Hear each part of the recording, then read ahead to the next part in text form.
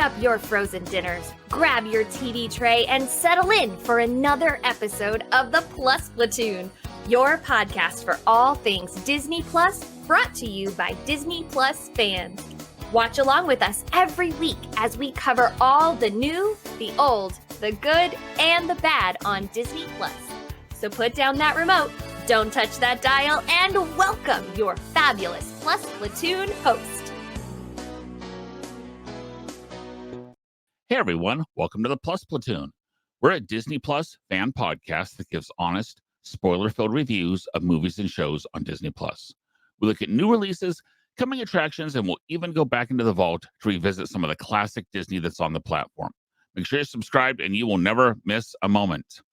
I'm going to bring in Kate. Kate, good to see you this evening. Good to see you too, Derek. Next, we've got Peter. Pete, glad to have you with us. Hey, I forgot to put on a Star Wars shirt, so I'm not going to show my shirt. I know. And I forgot. Last but certainly not least is Steve. Steve. Hi, everyone. Am I the only one that got the memo to wear Star Wars stuff? I don't have a Star Wars shirt. You don't have a Star Wars shirt?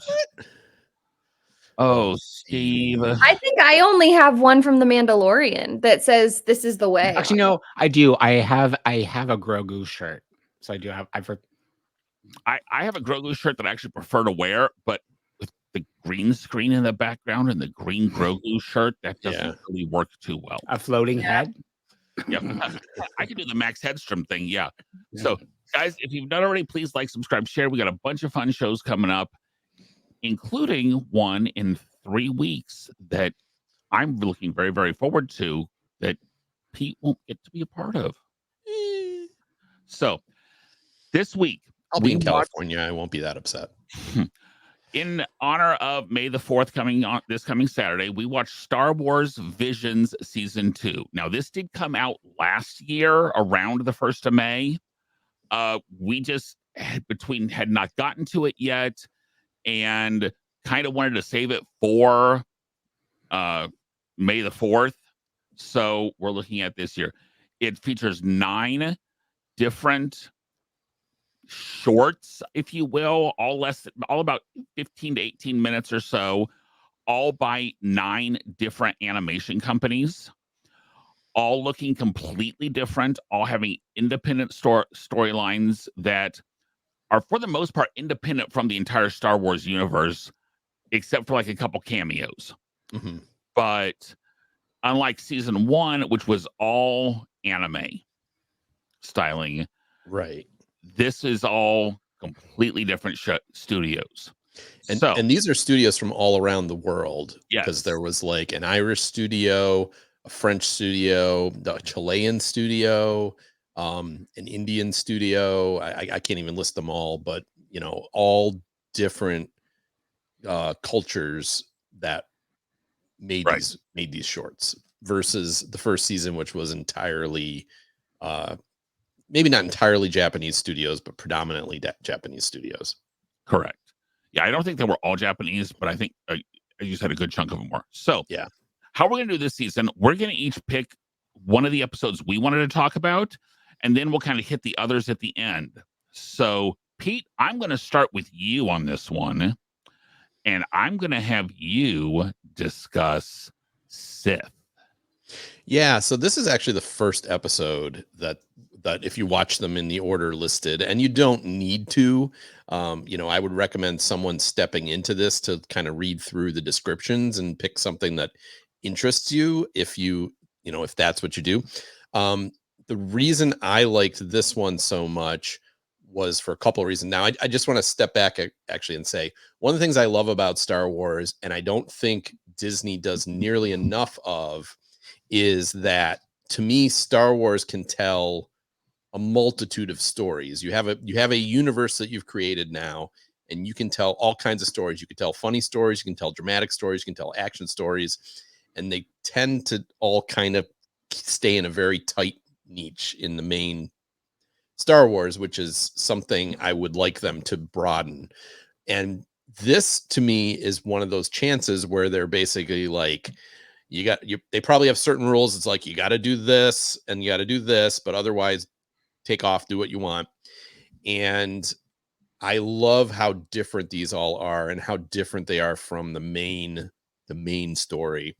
And it really shows to me with this first one, which, even though it's still it comes down to a lightsaber fight at the end.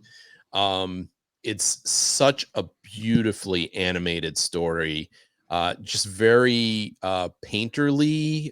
I love the way that they use the animation to show symbolism. There's a main character, there's a woman character, and she's basically hiding on a planet with her droid, and she's hiding from a Sith.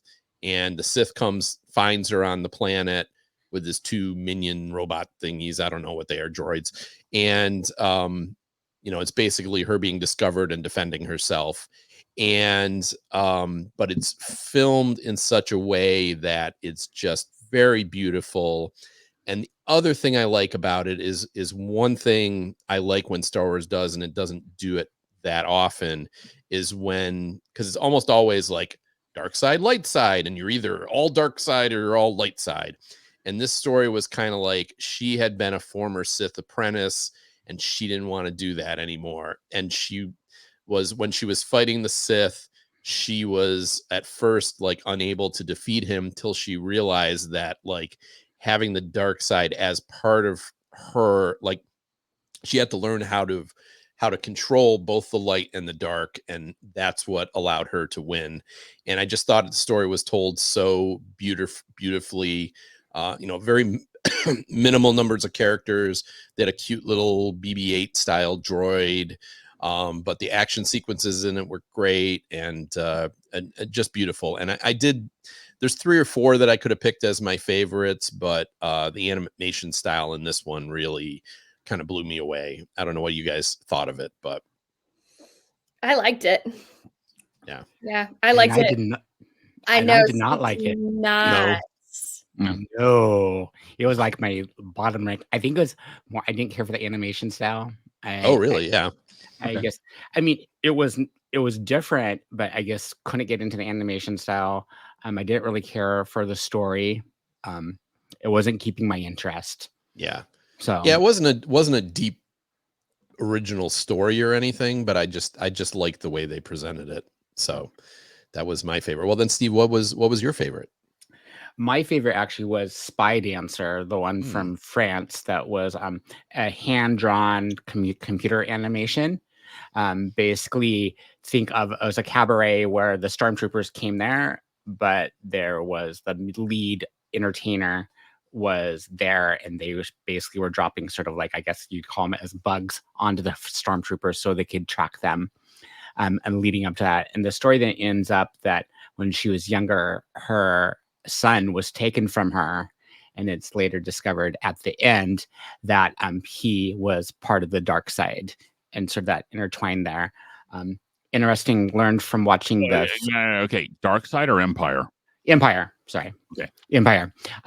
Then watching the extra, there's all the extras for each one, them talking about how they I didn't realize that.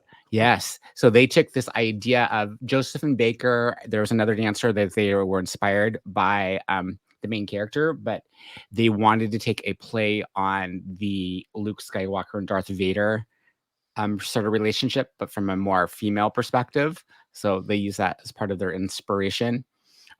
I thought it was just interesting of just the animation was really well done and just sort of this different story. At first, I thought I wasn't going to like it, but was really drawn in. So, yeah, to me, it reminded me of like Star Wars meets Cirque du Soleil. So yes, I could see that totally. Yes, meets Jessica Rabbit in the Ink and Paint Club. Goes around and plants them all onto Yeah, so, and there was a very big feel of like World War II French resistance. And they talked about story. Actually, they talked in the special that was part of their inspiration as well. Yeah, for sure. Well, Kate, any thoughts on that one? I just thought that the visual was so, like, as a dancer, and as someone who is a bit of an artist. The way that they made the animation of her dancing and flying and I just found breathtaking. I really enjoyed it, and I enjoyed the storyline. This one I felt like had a pretty through storyline. Some of them I did not think that they had a super through storyline, and this one did. And yeah, it was excellent. I like this one. Kate, Yeah, and I really liked I liked the animation style of that one. It was much simpler than a lot of them were, but I think it was still very effective. Yeah. So my favorite was I Am Your Mother. And I think it was my favorite partly because as a girl who has been a teenage girl being embarrassed of your mom or your parents, this resonated with me. I also love the animation. I love that claymation type Wallace and Gromit style. You know why it looked like Wallace and Gromit? It was done by the same studios as I Wallace figured, and Gromit. Yeah. But I grew up on claymation, so I really like that style. And just the story of this teenager who doesn't tell her mom about a race because she doesn't, and then the mom's car or the flight thing comes in and there's bras flying off and there's laundry and and just when the mom is like, oh, this is what's happening, bet, like, let's go. And she just and you got the to me, this told an entire story in 15 minutes. Mhm. And some of the episodes that I didn't care for, they left me on like super emotional cliffhangers. And while I understand that that was like sort of the point, Mhm. this one made me laugh. This one made me emotional when she was like, I'm embarrassed about you. And then she's like, I can't believe I just said that. Just this took me on a complete gamut of the emotions. The artistry was beautiful. This one had my attention the whole time. The Chewbacca or the Wookiees made me laugh in this episode. It was just great. This was a great one. Including a guest appearance by Wedge Antilles. That's right.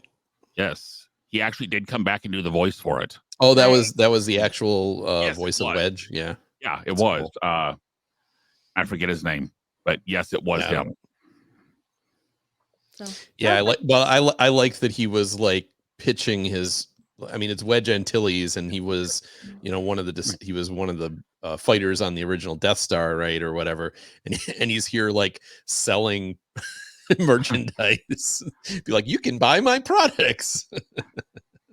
Yep. I got a kick out of that. Yeah, this one was really funny. I mean, it was very.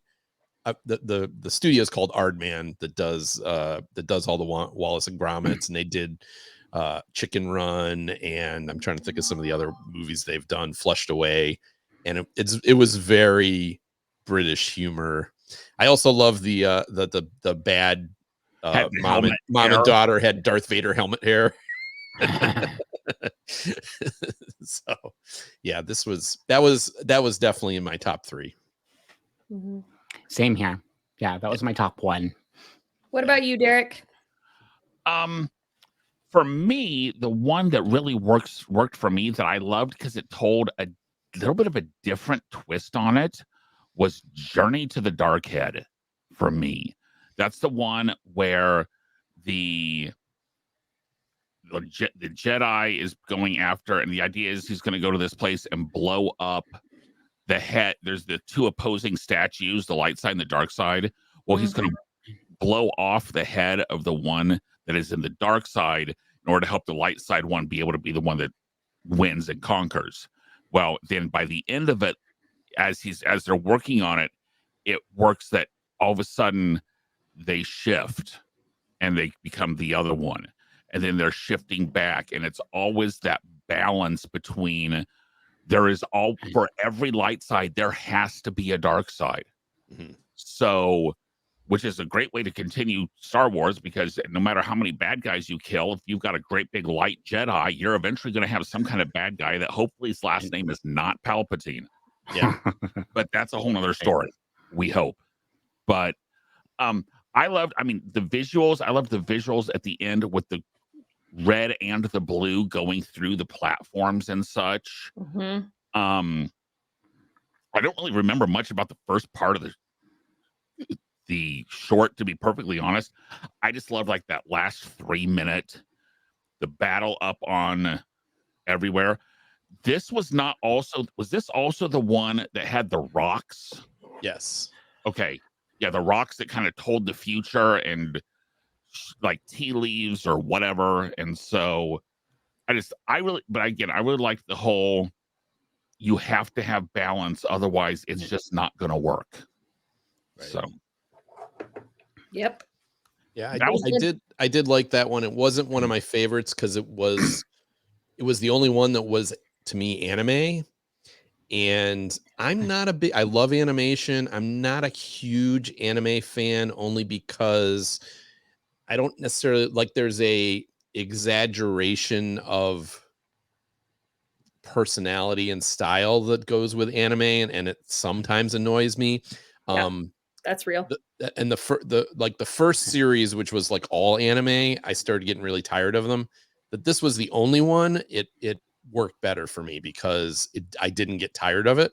But it wasn't necessarily my favorite because I liked some aspects of it. I liked the part that you just talked about. I was kind of annoyed at some of the interaction between the girl and the guy. Oh yeah. Was a little bit annoying, but yeah. And in reality, a couple of my favorites had already been talked about. So Yeah. that's kind of why I chose this one also. But they were all, that's the thing, is because I remember from season 1, I did not like many of them. Like, I Yeah. did not find them interesting. I did not. Because And they were all Jedi anime. yeah, this one, like, there was only one episode that I didn't really care for, and that was the last one. I just didn't, I felt like I was watching, it just didn't hold me the way. Yeah, to me, it looked like I have no problem suspending, alien, members of the universe can look like anything they want to, except for stuffed animals.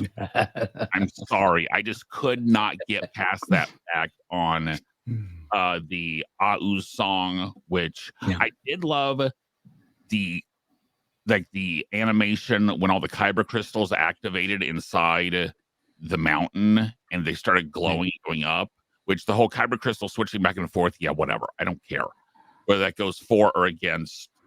I really don't care. Yeah. But the other one I liked, and guys, this is where we're just going to kind of hit real quick on the other 5, so we don't go like 3 hours.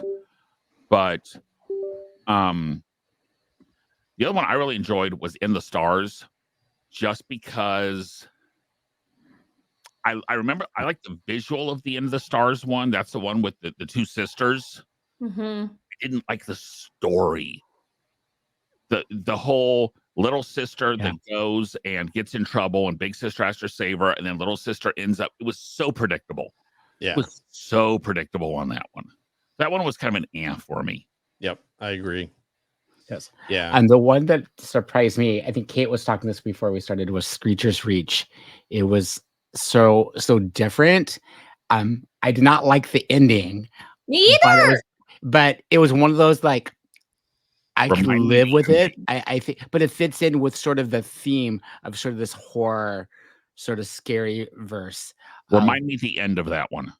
Basically, the goddess or whatever comes down, the good witch, and she looks back and tells her friends, like, "Bye, see you. Gotta I'm go." going And all here." the friends are like, "You're leaving us," and they've got the like big eyes. This is And there were several of those. Yeah. But that's also how I felt about the one with the brother and the sister And and that's the a lot. flute. Yeah. She just like leaves him. Oh. And what I don't get on that is how the decision is so, they always make that decision so easily. Yeah, like you can't come. Okay. Oh, okay. Then Why? or okay, I'm not going with you then. Right. Yeah. And I really did mostly like that one a lot, just because it was so different seeing it was very Bollywood. It was, Yeah. you know, clearly done by an Indian studio, but there was a lot of Bollywood movie influences in it. But I didn't like the ending of it where the brother and sister were separated. That just didn't work for me in the story, and that was disappointing. But I did like it up to that point, and you know, it was fairly predictable, but I did like the style of it. As I said, to me, this was so much fun because everyone was different. So you know, you had ones you liked better than others, and the first season, I really was like, we don't need to do this again if you're going to do it the same way. And it was so nice that they changed it and said, oh no, we're not going to do all anime.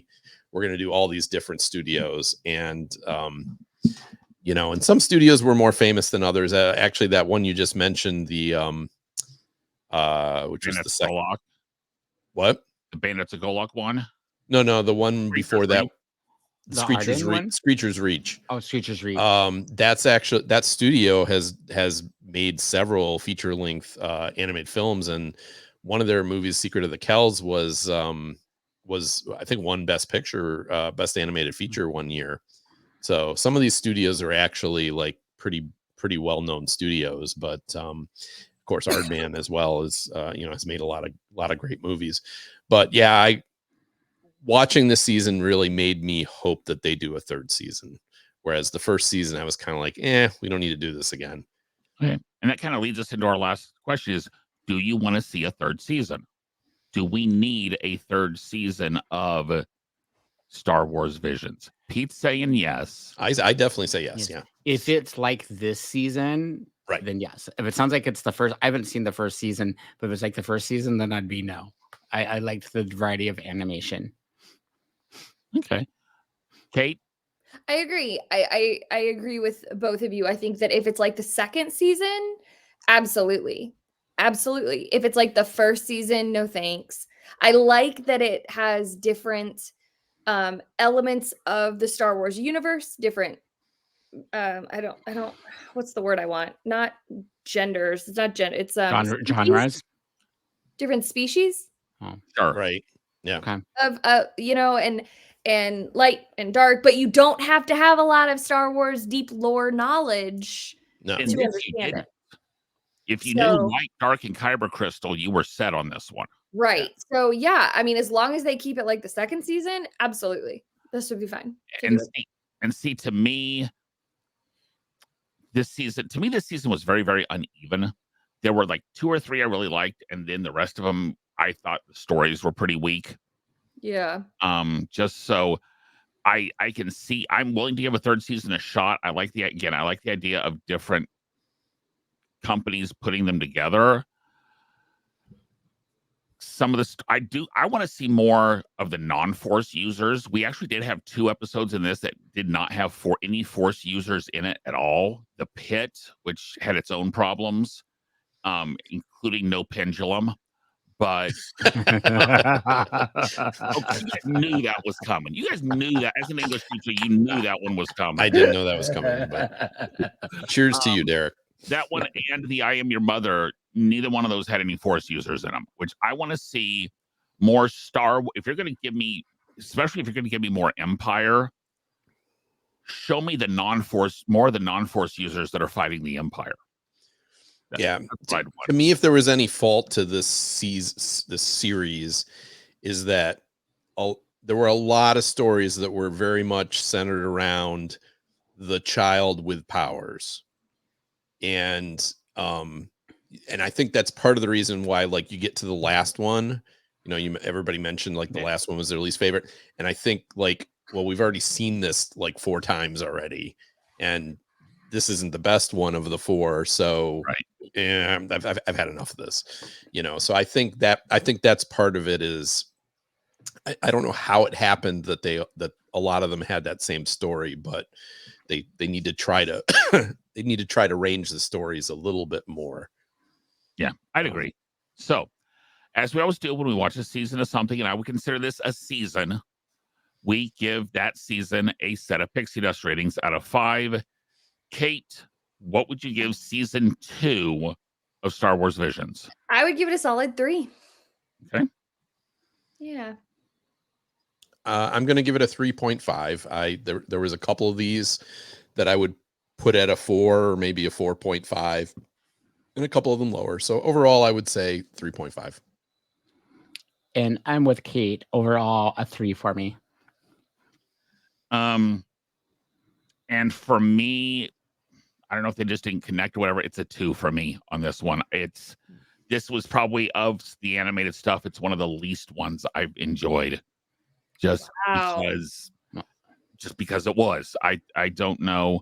I almost think one thing I almost liked about the first season a little bit better is the fact that they were all anime style. They felt like a true combined season as opposed to a bunch of one-offs, which I think I liked better watching them. Yeah, So, I think you rated the first season pretty relatively high. Relatively high. It was one of the first things we did, so I actually did go back and adjust my rating. Ended up giving the season a 2.5. Oh, did you? Okay. But when we did our correction episode, I ended up moving it down to a 2.5 because that was more. But I would watch that first season before I would watch 7 of these 9. Wow.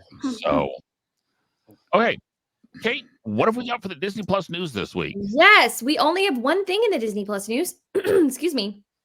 Epcot becoming the National Geographic documentary about the latest changes at the park will be streaming on Disney Plus July 19th.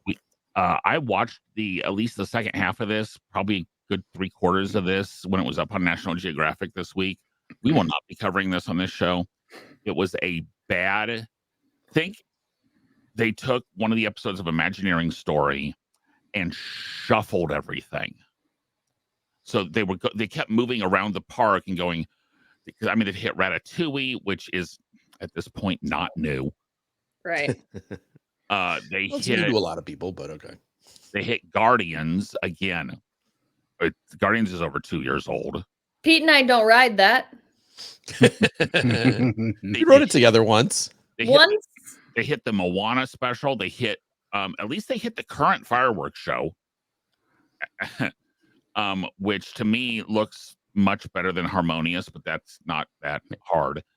If you want to do fireworks show, but it says something that National Geographic actually put up. Basically, this is a paid program. that Right. This is paid information with the idea of promoting this location or something. Yeah, I haven't watched, but it felt like a Travel Channel special. Remember when Travel Channel would have those Travel Channel ones? Those Travel Channel ones the old Travel Channel ones were better. Yeah. So, okay.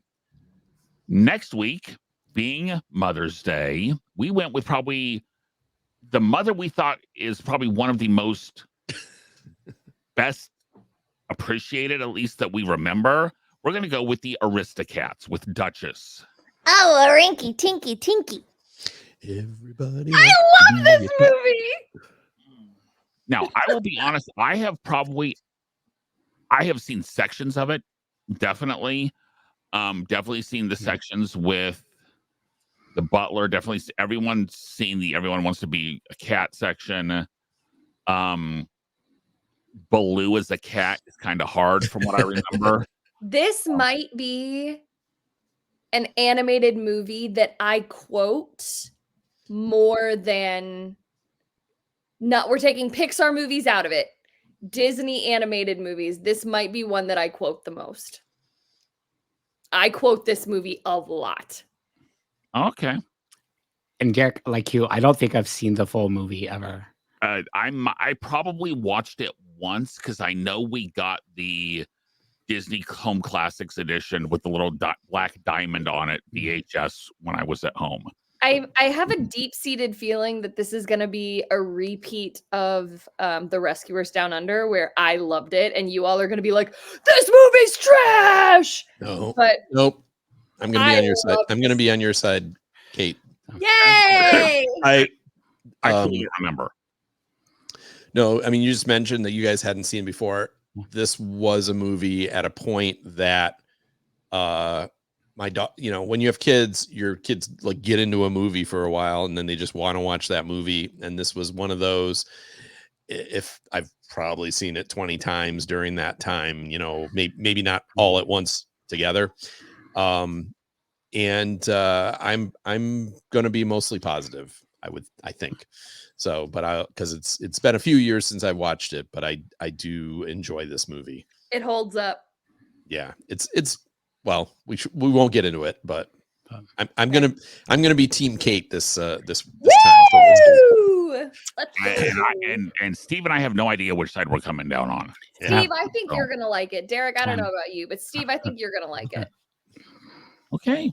Well, we got 3 cat owners here, so Yeah, I do have cats. actually we have 4 cat owners here. Yeah, You have a Derek's cat? a cat. I've got a cat. Yeah, oh, I'm much more a cat person than a dog person. His cat's Okay. really sweet too. I met his cat. oh, this is the only cat that doesn't show up on footage on the show though. I always have one right here when we're shooting. I always have a door that I've shut, so But Right there. so Love guys, we've got some fun shows coming up. We're going to be doing the Queen Rock show coming up. We're going to be doing, we've got a Father's Day show coming up. But guys, come July and August, it gets kind of sparse, at least as far as what's been announced so far. So we're going to need some suggestions. Please email us at plusplatoon@gmail.com. You can message us everywhere, YouTube, Facebook, Instagram. We respond to all the messages. We've got new shows that come out every Thursday on YouTube and all the major podcasting services. For Kate, Pete, Steve, Gina in the background, we will see everyone next week. Bye, guys. Bye. Bye. Thanks for watching this week's episode of the Plus Platoon. Be sure to subscribe to the Plus Platoon podcast to keep getting great content each week. Then head over to Apple Podcast and leave those 5-star reviews as they help make the Plus Platoon visible to even more Disney Plus fans.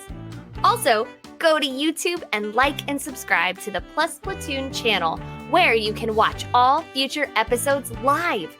If you have a question for the Plus Platoon, please send us an email to plusplatoon@gmail.com or connect with us on Facebook, Twitter, or Instagram @plusplatoon. The Plus Platoon is a Disney Plus fan podcast and is not affiliated with the Walt Disney Company or the Disney Plus streaming service. All opinions expressed on the show are solely those of the individual hosts and in no way reflect the views of the Walt Disney Company.